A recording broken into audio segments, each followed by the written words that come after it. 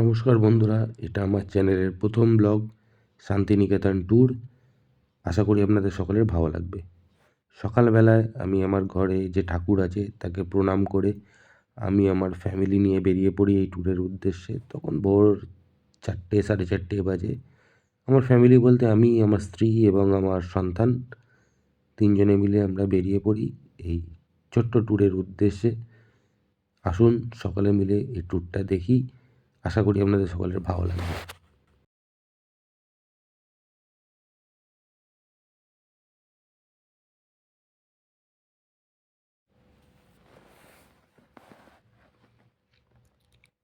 প্রথমে ভেবেছিলাম আমরা টোটো করে যাব, কিন্তু এত সকালবেলা টোটোটা ঠিক অ্যাভেলেবেল পাইনি। সেই জন্য আমি আমার স্কুটিটা নিয়েই যাব বলে চিন্তাভাবনা করি। যদিও গেট পর্যন্ত গিয়ে ট্রাই করেছিলাম টোটো পাওয়ার, বাট টোটোটা অ্যাভেলেবেল ছিল না। সেই জন্য আমি আমার স্কুটিটাকেই অ্যাভেল করি, যেটা নিয়ে আমি দাসনগর স্টেশন পর্যন্ত যাই।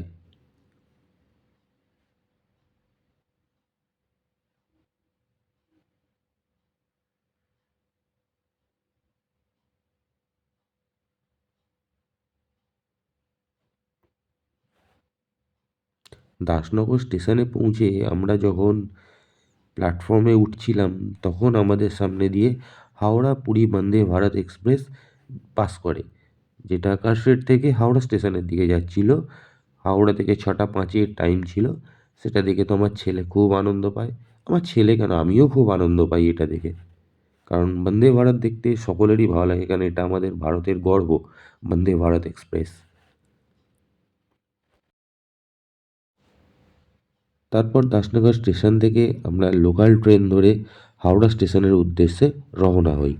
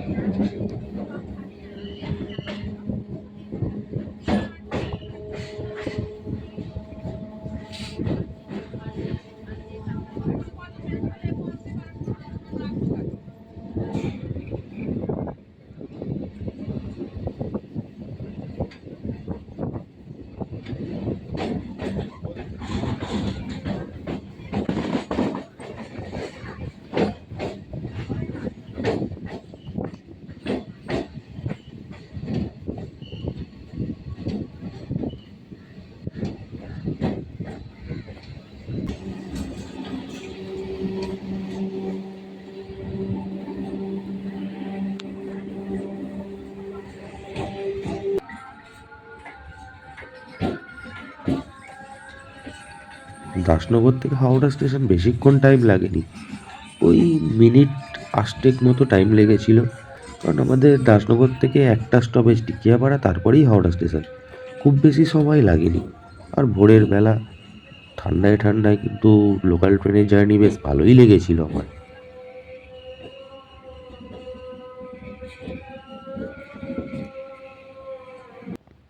আমাদের লোকাল ট্রেন ঢুকেছিল 11 নম্বর প্ল্যাটফর্মে। সেখান থেকে আমরা 7 নম্বর প্ল্যাটফর্মের দিকে এগিয়ে যাই।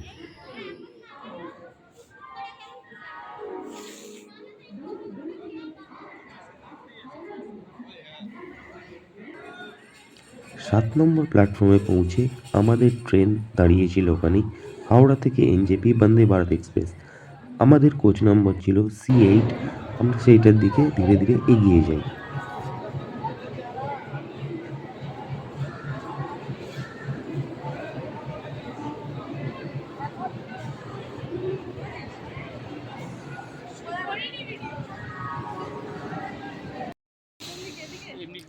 আগে কিন্তু দরজাটা অটোমেটিকই খুলে যেত, কিন্তু এখন অটোমেটিক সিস্টেমটা বন্ধ হয়ে গেছে, একটা বাটন প্রেস করলে তবেই দরজাটা খোলে।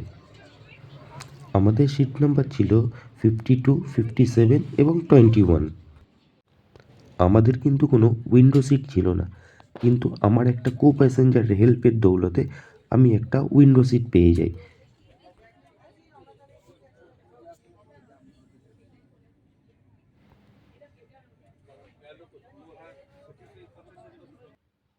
আমার ছেলে লাইটগুলো আমাকে দেখাচ্ছিল যে কীভাবে টাচ করলে লাইটগুলো জ্বলে যায়।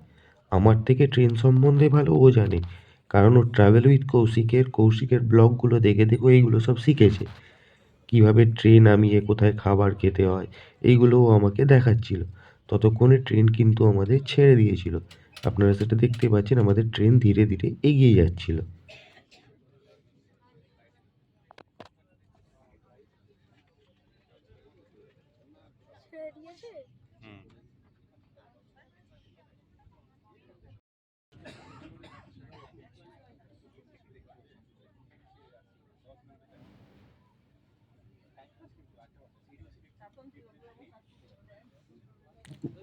উল্টো দিকে তখন হাওড়া থেকে গৌহাটি সরাইঘাট এক্সপ্রেস এসে দাঁড়িয়েছিল, যেটা দেখে আমার ছেলে আমাকে বলছিল হাওড়া টু গৌহাটি। আমি তাকে বললাম এটা সরাইঘাট এক্সপ্রেস।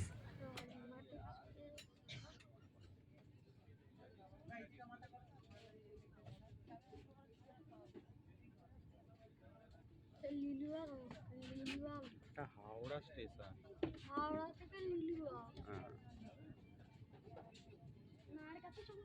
কেন বস না কেন? অন্য লোকের সিট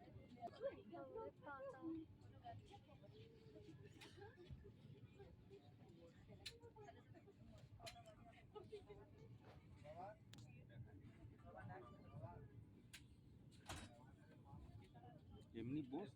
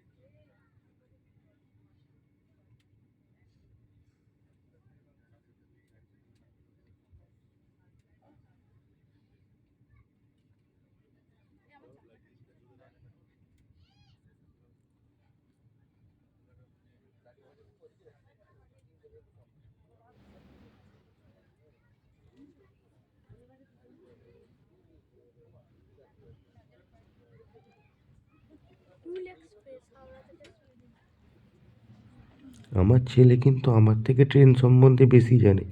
সে পাশের ট্রেনটা দেখেই বলে দিল এটা হুল এক্সপ্রেস, হাওড়া থেকে সিউড়ি।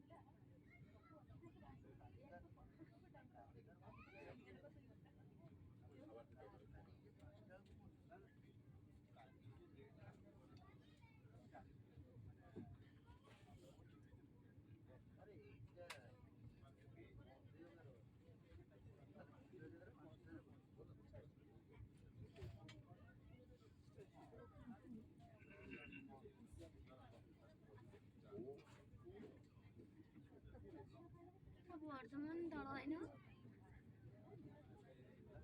একদম ফার্স্ট স্টপেজ। ফার্স্ট স্টপেজই বোলপুর, কোথাও দাঁড়াবে না, একদম সোজা Bolpur.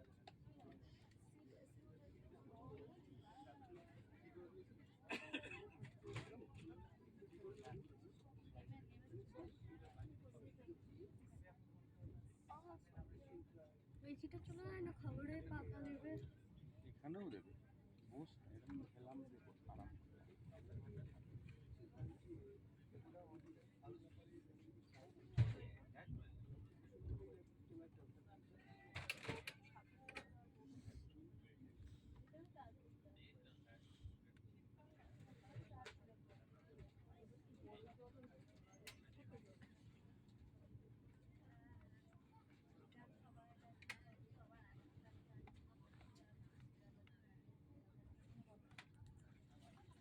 Indian Railways welcomes all passengers boarding from Howrah Junction station.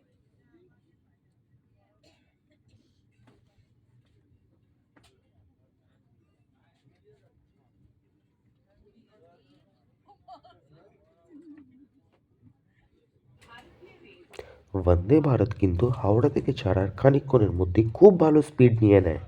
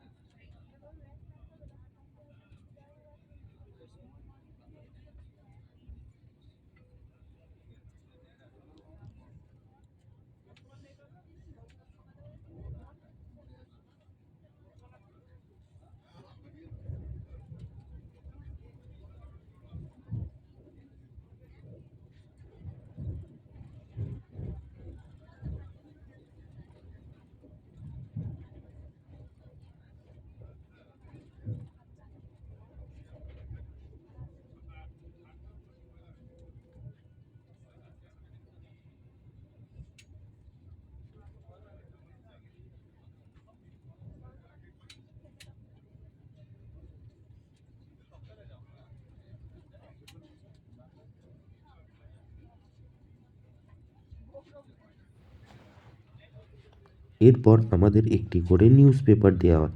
যে বাংলা পড়তে চাইবে তার জন্য বাংলা নিউজ পেপার এবং যে ইংলিশ পড়তে চাইবে তার জন্য ইংলিশ নিউজ পেপার।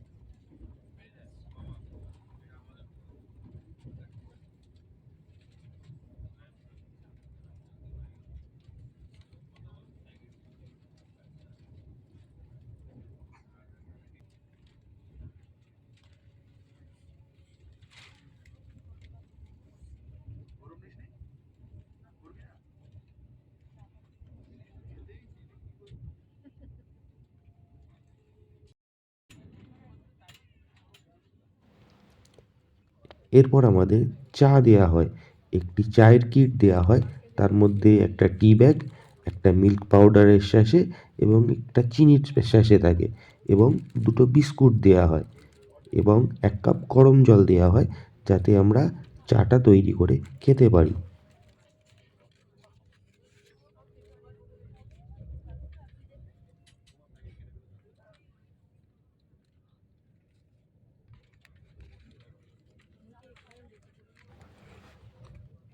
আপনারা লক্ষ্য করুন বন্দে ভারতের এত স্পিড থাকা সত্ত্বেও চায়ের কাপে চা কিন্তু একটুও মুভমেন্ট করছে না। অন্যান্য ট্রেনে কিন্তু চায়ের কাপটা থেকে চা পড়ে যাওয়ার সম্ভাবনা থাকে, কিন্তু বন্দে ভারতে সেই সম্ভাবনাটা একদমই নেই, কারণ বন্দে ভারতের জার্নি খুব স্মুথ।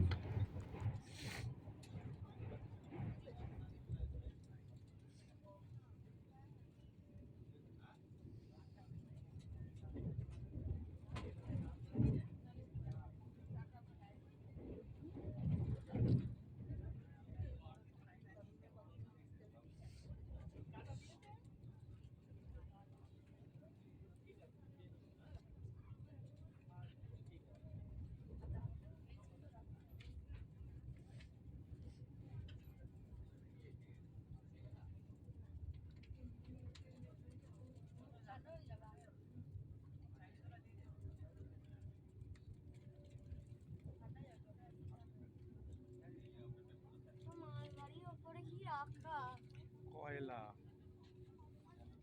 কোল কোল কয়লা।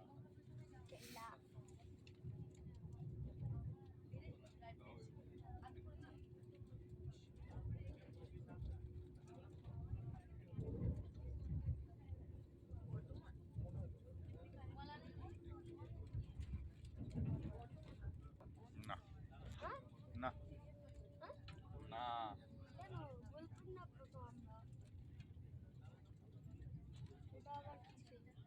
বর্ধমান স্টেশন।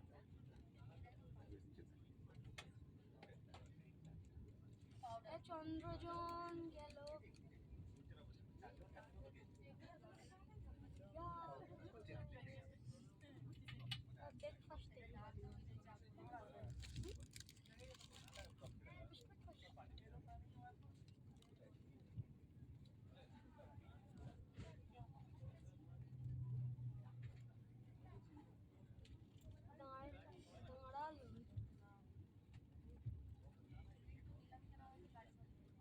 কালকা Netaji express, Netaji express. Netaji express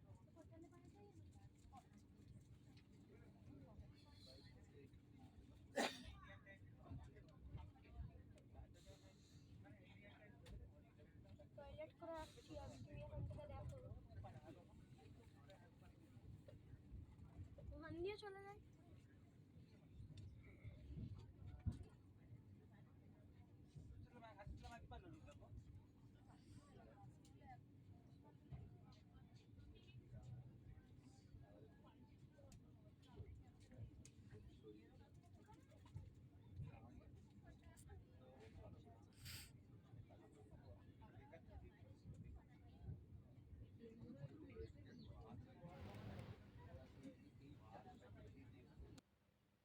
এর কিছুক্ষণের মধ্যেই আমাদের ব্রেকফাস্ট সার্ভ করা হয়।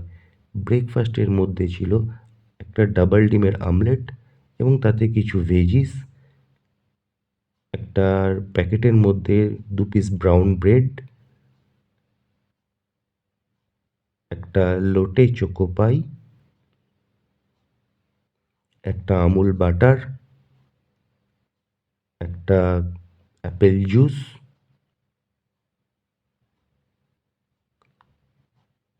একটা কিষানের মিক্সড ফ্রুট জ্যাম, একটা টমেটো কেচাপ, একটা প্যাকেটের মধ্যে ছিল কাটলারি, এছাড়াও তো সল্টের স্যাশে, সুগারের স্যাশে, পেপারের স্যাশে, হ্যান্ড স্যানিটাইজার এইগুলো ছিল। ব্রেকফাস্টটা কিন্তু খেতে খুব টেস্টি ছিল, আমার তো খুব ভালো লেগেছে এবং যে ডাবল ডিমের অমলেট দিয়েছিল সেটা খুব গরম। আমি যেহেতু ননভেজ নিয়েছিলাম তাই আমাকে ডাবল ডিমের অমলেট দিয়েছিল, যারা ভেজ নিয়েছিল তাদের ভেজ কাটলেট দিয়েছিল, কিন্তু ব্রেকফাস্ট খেতে খুব টেস্টি ছিল।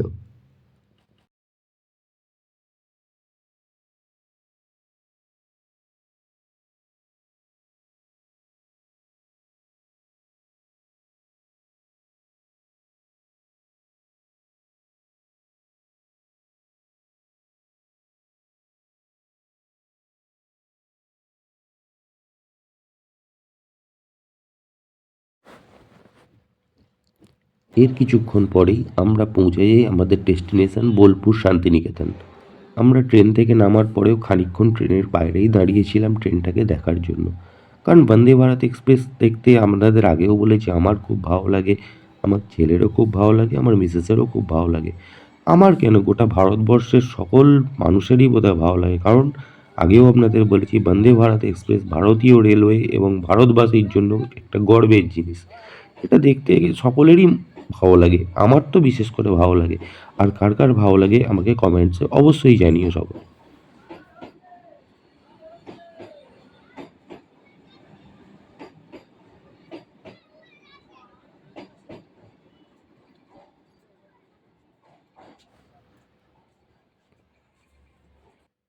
ট্রেন চলে যাওয়ার পর আমরা স্টেশনের বাইরে বেরিয়ে আসি এবং আমরা শান্তিনিকেতন ঘুরে দেখার জন্য পরবর্তী স্টেপ নিই। আজকের ব্লগটা এখান পর্যন্তই। এর পরের ব্লগে আমরা শান্তিনিকেতন কীভাবে ঘুরলাম, কীভাবে দেখলাম, কীভাবে এনজয় করলাম সেইটা আপনাদের সামনে নিয়ে আসবো। এখান পর্যন্ত যদি ব্লগ সকলের ভালো লেগে থাকে তাহলে অবশ্যই একটা লাইক শেয়ার করো এবং চ্যানেলটা অবশ্যই সাবস্ক্রাইব করো। এর পরের ব্লগটা খুব তাড়াতাড়ি আসবে, যে শান্তিনিকেতন আমরা কীভাবে ঘুরলাম এবং শান্তিনিকেতনে আমরা কী দেখলাম। সঙ্গে থেকো বন্ধুরা, ধন্যবাদ।